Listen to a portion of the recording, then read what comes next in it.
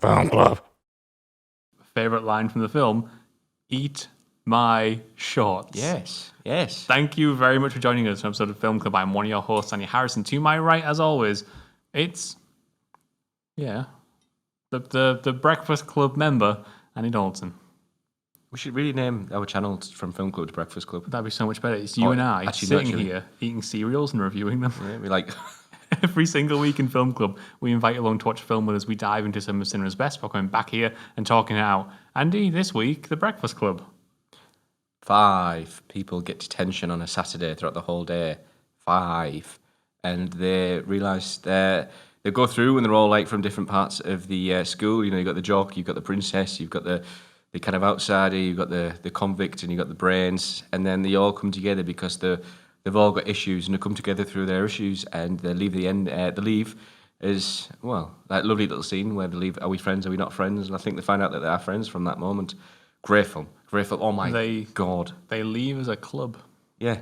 Honestly, so I've watched this before, and I thought, this is on a lot of people. A lot of my people I spoke to, well, friends, acquaintances, whatever, this has been their top film. Mm-hmm. So a lot of people. And I always thought, like, Breakfast Club, all right, okay, yeah. I saw it before, I didn't really get it. I got it second time round. I fucking got it. What an awesome film. It's incredible, isn't it? The Breakfast Club, so directed by John Hughes, which is the guy who did like Ferris Bueller's Day Off. Yes, yeah. Another great film. 16 Candles as well. I haven't seen that. He understands, there's 2 things John Hughes understands. He understands the 80s, and he understands childhood, adolescence in the 80s. He understands the transitional period. I dare say this is one of the best coming-of-age films around. Oh, yeah, absolutely. And one of the things that he manages to capture more than anything else is 3-dimensional characters within those periods. Yeah. Not just 2-dimensional cliches, not just like... But that's what I love about it. He builds on the 2-dimensional cliche to introduce the 3-dimensional character. He uses the archetypes of, was it the jock, the convict, the princess, all that stuff. He uses those as their baseline archetypes. And then from that, uses those assumptions to deepen them. And also turn it around themselves and say, you know, what are you more than this and that and the other. Absolutely. Fucking incredible. Absolutely. That is a scene that blew me away. Just jumped straight into the middle of the film towards end, where they all sat down like this and they've had a bit of weed like this and actually coming out. It's like, would you expect me to saw me down the corridor? Would you? Or did you have to like go away with lads and like laugh? It starts getting deep and they all start like getting really like deep and tearful and all this. And I was just there and I was going through this and I was sat on our last day, I was going, it's fucking decent this, isn't it? Yep. And I was right deep because the strongest part about that particular scene, I think, is that it's never directly resolved either. Yeah. It's not like they all just hug it out at the end. Yeah, and go like, oh yeah, we're gonna accept it. It's like they have their own issues that's caused by their status. Their stereotype comes with pros as does cons, and that's kind of the idea of it. Or like, you know, they've all been kind of, for lack of a better word, typecast into these particular roles. And then you get the depth of the characters. So I was in there about 3-dimensional characters. The one that stood out for me, right, is Mr. Sheen's son and brother, Estevez. Oh, Emilio Estevez. For those who don't know, by the way, Martin Sheen, Charlie Sheen, actually his second name is actually Estevez. It's just a stage name. So Emilio Estevez, I think he's the brother and son, isn't he? He's either Charlie Sheen's other brother. Yep. Yeah, anyway, so his performance, I remember going to see it the first time around, I was thinking, I didn't like, because he's a bit of a hothead, he's a bit of a jock. He's the one I really liked, for lack of a better word, through this film, because there's 2 major moments where people like kind of like little outbursts, emotional outbursts, and they opened up, and then suddenly they close off, and he goes around and says, no, you know, just tell me, like, you've opened up, I'm happy to help you. And I was thinking, fucking awesome, man. Like, he acts like a dickhead at the start, like, oh, don't do that, I'll knock you out, all this. And it's just like, in the end, that's a bit of a front. And then he actually turns out to be one of the most, like, kind of emotional, one of the most, what's the word? Mature? No, he's the one, empathetic, sorry, empathetic. So, I was just looking up there, because I think this film opens with a wonderful... great, yeah, big fan. A wonderful quote from David Bowie, and the point of it really is to kind of encapsulate exactly what we're talking about. And the quote is, and these children that you spit on as they try to change their worlds are immune to your consultations. They're quite aware of what they're going through. The basic idea there is that people do not give children the same sort of emotional depth. They don't assume they have the same emotional depth that an adult does. Yep. Yet, I think if you ask every single person, if you could take every person back to when they were like 15, they're just as emotionally complex as they are now. Yep.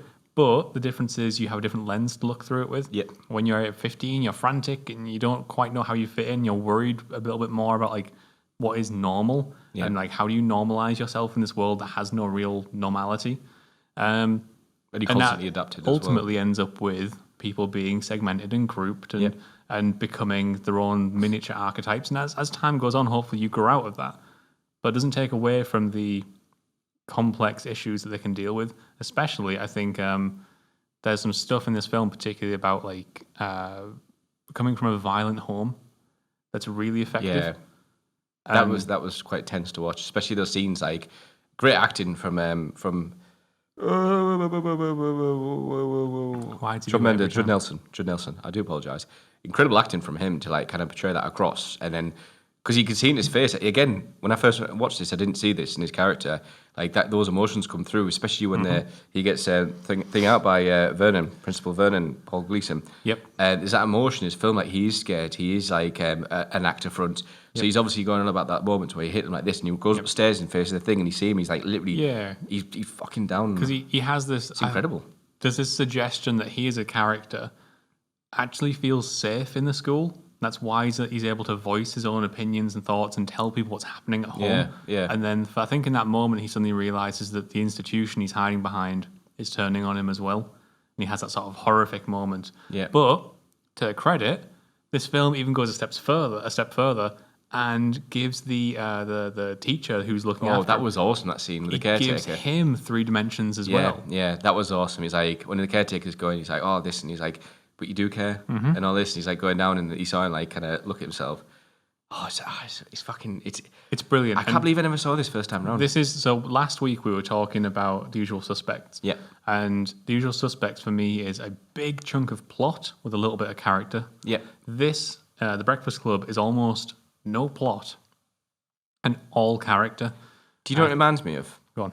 Just like, not jumping in a bit. It reminds me almost like, obviously, this reference is a bit more plot heavy. Glengarry Glen Ross.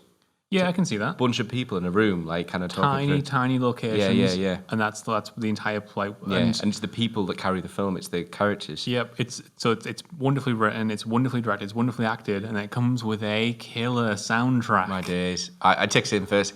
I was literally a minute into the film and oh my god, Andy, I forgot how good this film is in terms of soundtrack. He just like starts going, yes, fuck yes, because it's like it opens with "Don't you so good forget about me," like oh my god. Yeah, and then just throughout the film, you just have these amazing soundtracks come up, and you know when a moment's coming, like whether it's a montage, whether it's like these moments to fucking bring in that emotion or like kind of bring in like the comedy factor, and it all works. And you were just saying before we started the review, just saying how it's really cool. Like you look at 80s films, some films that reference 80s, for example.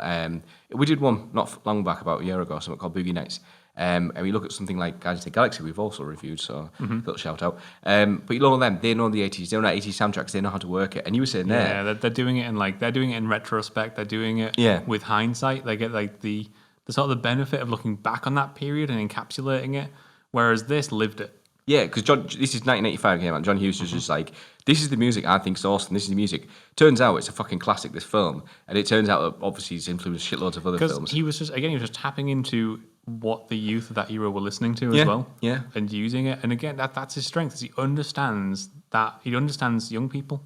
But also, that transcends the music as well, the 80s kind of thing. Because you look at all the other parts, and I was saying to you, it's proper corny, this film. It's so like kind of cliche, despite the cliche stereotypes used that they go back on. It's so corny, it's so daft. There's a dance sequence. Exactly. There's a wonderful dance sequence. They just live for the moment. They're just like, fuck it, this is what we're going to do. This is how we do it. Like, it's great. And again, you've got to imagine that these guys are kids, these just the daft shit that they get through. It's like when he's like there with his pencil doing this stuff and this thing. And that's I think... some people sometimes forget about this in terms of scripting, but those things are some of the strongest scripting elements, I think, when like you have 5 people sitting in a room, what are you going to make them do? Yeah, just the board stiff. Yeah, like what is that character going to do? Well, this one's going to like try and fall asleep. This one over here is going to like mess about with this thing that he's found. This one's going to like, just try and hide a face constantly. It's like, how do you make each person an individual when they're sitting in a room? That's a really difficult thing to do. And then finally, hats off, I want to give this real sort of shout out to the structure of this film, because it starts with them getting dropped off for detention, and then it ends them getting picked up from detention. Now, we've talked plenty about like how we really appreciate when a film compresses a large time scale. Something like when we did Boyhood. Yes. It was like, oh my God, you take 12 years hell, Boyhood and you awesome. feel like you've had this huge experience with people. Well, this is the complete antithesis. This is a perfect example as to why a film doesn't always have to take place across like huge time periods. Yeah. This is one tiny isolated, 5-6 hours? Yeah. And that's it. That's all you need from these guys. Imagine this compared to, it's a silly comparison, imagine this compared to Barry Lyndon where it's over like years. Yep. And you look at this and they're still both great movies. It's just proof that you don't need to like kind of... It's almost like if a TV show has a bottle episode where it just takes place in one location. That's the entire show. So actually we wrote about this earlier today, Fly, with my colleagues, and saying like whilst in like at first it's actually a great episode in terms of like the writing and how they managed to do that with two characters and flesh out a scene with actually really good storylines. Yep. Really fucking well played. The film is awesome. If you haven't seen it for some reason, God, please watch it. go It's watch good. it. So, we'll be back once again next week, though, where Andy and I are going to take a look at the Iron Giant. Superman. Until then, get watching.